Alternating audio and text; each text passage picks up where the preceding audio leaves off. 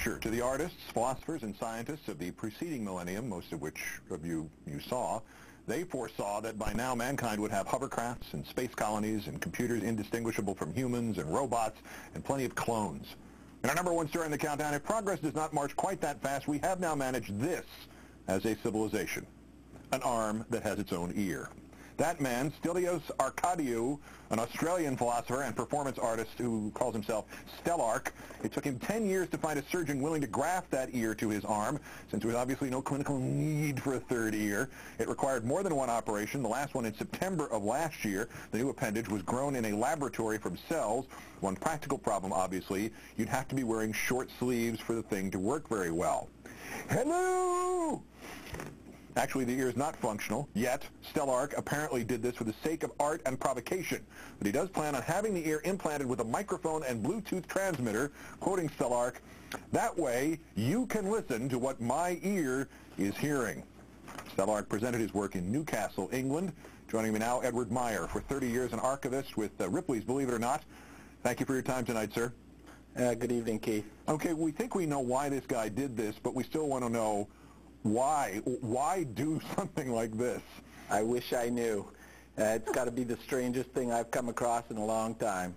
Have you ever seen anybody do something with ears before like this? I mean, besides Barney Gumble in The Simpsons when he had the medical experiments and had like 6 of them on his chest? No, not with ears. We've seen some pretty strange transplants, but no ears. Well, what qualifies as a strange transplant? We're going to go into that topic. Well, we've got people that born without fingers transplant their toes to replace their fingers. People that transplant different arms onto their own hands. But the strangest I've ever heard is a gentleman in Russia who had penile cancer.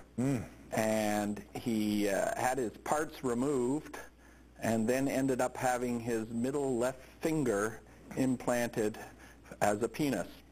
And believe it or not, it works, both sexually and to urinate. Not just symbolic, but a practical solution. And we can't tell Stellark about this because you don't know what he's going to do next. Well, I don't know if he could hear it. Exactly. He's going to put a mic in this thing with Bluetooth technology. It's very hip, but you know, would you want to sit next to this guy at a dinner table with that thing on his arm?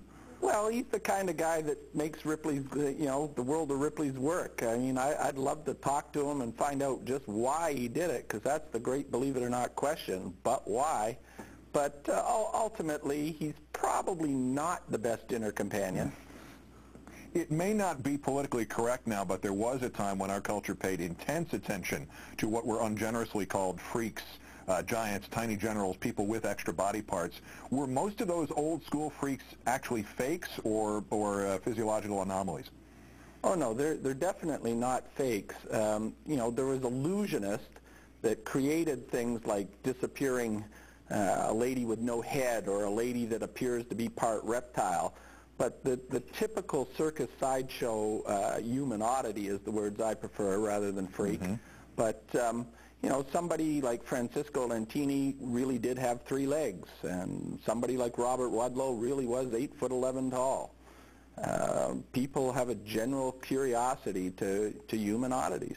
When we see something like this, though, do we find often that science fiction and science fancy actually precedes practical, useful science? Oh, I think so. The trouble with this is that he wasn't born this way. This is somebody playing God, playing genetics. And I don't personally understand why.